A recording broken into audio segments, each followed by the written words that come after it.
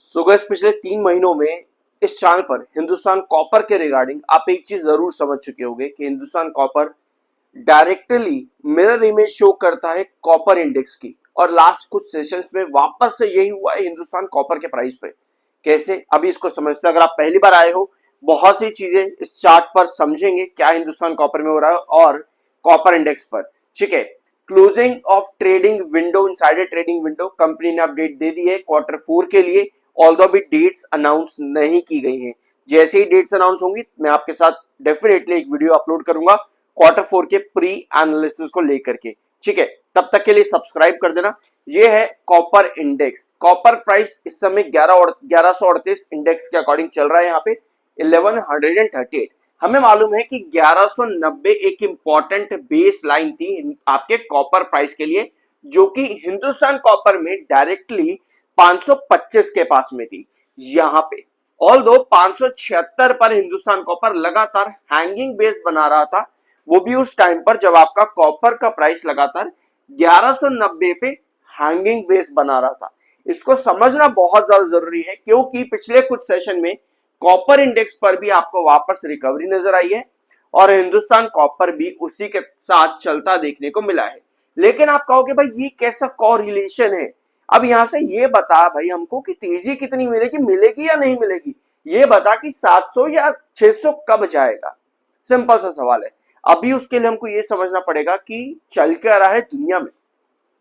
ये US Iran war आपको एक तरफा रहने नहीं देगा कि आप सोचो कि मुझे एक तरफा तेजी मिले, ये एक तरफा गिरावट मिल जाए। स्टेटमेंट्स बार बार बदल रहे हैं। कभी कहते हैं लड़ाई रोक देंगे, कभी कहते हैं भाई 10 दिन में हमला कर देंगे, कभी कहते हैं 5 दिन में हमला कर देंगे। इस बीच में गोल्ड में कभी क्रैश आता है, आपके ऑयल के प्राइसेस अचानक से बढ़ जाते हैं, क्रूड ऑयल का बैरल अचानक से बढ़ जाता है, कभी कॉपर के प्राइसेस गिर जाते हैं, कभी सिल्वर के प्राइसेस बढ़ जाते हैं। यही सब चीज आप देख रहे हो ना। मतलब यहाँ पे अनसर्टेनिटी बहुत ज्यादा। आप ये नहीं कह सकते कि भैया तेजी आएगी एक तरफा या गिरावट आएगी एक तरफा, कभी तेजी कभी गिरावट, ऐसी कुछ चीजें आपके यहाँ पर मिल रही है। तो ऐसे में आपको ये समझना जरूरी है कि अभी टेक्निकल पॉइंट ऑफ व्यू पे चीजें क्या क्या अच्छी हैं। एक अच्छी चीज ये है कि 200 EMA 200 EMA के ऊपर आप ट्रेड कर रहे हो। दूसरी तरफ नेगेटिव चीज ये है कि आपका 7 EMA 20 EMA के नीचे आया हुआ है, जो कि एक बेरिश साइन होता है। इस समय लास्ट सेशन आपके हिंदुस्तान कॉपर ने 7 EMA जो कि 482 पर है, उसके ऊपर क्लोजिंग दी है 493 पे, जो कि एक अच्छी बात है। बायर साइड में रहे हैं आपके पास में। अब हिंदुस्तान कॉपर 470 का आपका बेस लाइन है, 470 525 पर आपका क्रूशल रिजेक्शन है हिंदुस्तान कॉपर का। हम लोगों ने पिछले वीडियोस में डिस्कस किया था कि आपको इस डायगोनल पर ना, ये जो आप लाइन देख रहे हो यहाँ पर ब्लू वाली, इस पर बार बार रिजेक्शन मिल रहा है हिंदुस्तान कॉपर में। एक बार यहां मिला, यहां पे भी, यहां पर भी और यहां पर भी। तो पिछले वीडियो में हमने ये डिस्कस किया था कि हिंदुस्तान कॉपर वापस जा सकता है 470 को अपना बेस बनाते हुए इस डायगोनल के पास में।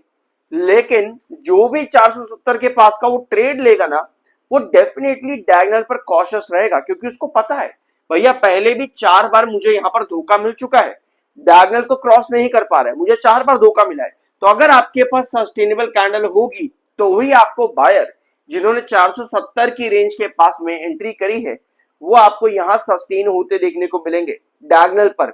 अगर आपके पास सस्टेनेबल कैंडल आती है तो ही, अदरवाइज डायगोनल पर रिजेक्शन बहुत तगड़ा है और आपके पास कोई भी ऊपर की टेल लंबी खिंची डायगोनल पर जो कि एक रिजेक्शन बताती है, तो ऐसे में आपके वही बायर जो 470 पर आए थे वो यहां एग्जिट करते देखने को मिल सकते हैं।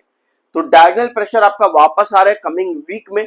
थोड़ा सा यहां पर इन्वेस्टर्स कॉशियस जरूर रहेंगे। अब जब बात आती है लॉन्ग टर्म इन्वेस्टमेंट की, तो उसके लिए आपको कंपनी का ना पूरा ओवरऑल चार्ट भी देखना पड़ता है, क्योंकि कंपनी ने बहुत तगड़ा रिटर्न ऑलरेडी बना करके दिया है। मार्केट चाहे जैसा मर्जी रहा हो, कंपनी ने बहुत बढ़िया रिटर्न्स दिए हिंदुस्तान कॉपर ने, कॉपर के प्राइसेस बढ़े वगैरह वगैरह। लेकिन अभी हमने क्या समझा कि भैया ग्लोबल कंडीशन ऐसी है कि कोई एक तरफा चीज नहीं है कि कॉपर का प्राइस एक तरफा बढ़ जाए या एक तरफा गिर जाए, कमोडिटीज का प्राइस एक तरफा बढ़े या गिरे।